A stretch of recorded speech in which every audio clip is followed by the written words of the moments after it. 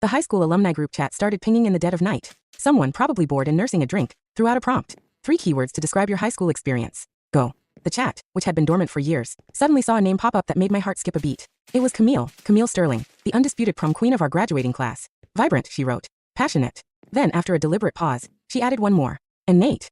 The chat exploded. Even after a decade, they were still the couple of our high school's tragic lore. The rebellious, wealthy bad boy and the ethereal, gentle honor student. They had loved each other with a raw, burning intensity that everyone envied, only for it to end in a messy, rain-soaked heartbreak the summer after graduation. Every person in that chat had been a witness to their epic saga, including me. I shifted my gaze to Nate, who was sleeping soundly beside me. The jagged edges of the boy I once knew had been smoothed over by time and tailoring. Nathaniel Vance was no longer the leather jacket-wearing delinquent.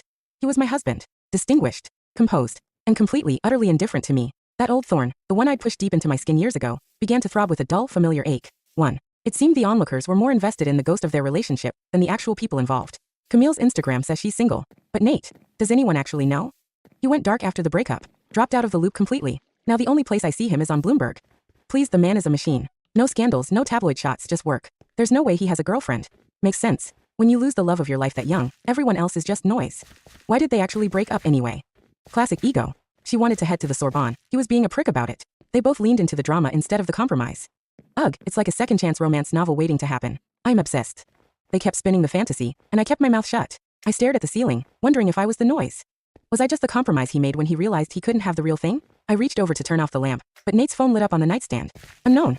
I'm back, Nate. There was no contact name, but I didn't need one. Only Camille called him Nate with that specific, casual intimacy. He was out cold, his hand resting instinctively over my stomach as it often did in his sleep. His wedding ring, cold against my skin through my silk nightgown, felt heavier than usual tonight. A wave of nausea hit me. My thumb hovered over his screen, wanting to delete the message before he could see it. I knew his passcode, 579579. It was a pattern on the keypad, a sequence I'd long convinced myself was a code for their names or some anniversary. I stared at the lock screen for 2 full minutes, my heart hammering against my ribs, before I finally set it down. Going through his phone felt beneath me. Besides, Nate didn't indulge me the way he'd indulged her. I remembered a day in 10th grade when Camille had been fuming because a freshman girl wouldn't stop texting him. Nate had just laughed, sliding his phone across the desk to her. You jealous, babe? He'd whispered, his eyes dancing. I already blocked her. But go ahead. Check the logs. Delete anyone you don't like. I'm all yours. Thinking about it now kept the sleep away. I stayed awake until 7, when the light finally started to bleed through the curtains. 2. Nate's internal clock was usually surgical. He was a man of routines, gym, shower, black coffee, office. But today he stayed in bed. He stared at his phone for a long time, his thumbs moving slowly as he typed. He didn't get up until 8. Nate. I called out as he stood by the dresser. Yeah. The high school centennial is this weekend. Are you going? We weren't the kind of couple that shared everything. We shared a bed, a mortgage, and a quiet life, yet I had to find out about the biggest event of the year from a group chat while he slept inches away. He paused, adjusting his cufflinks. Yeah. Are you? I shook my head. High school wasn't a highlight reel for me.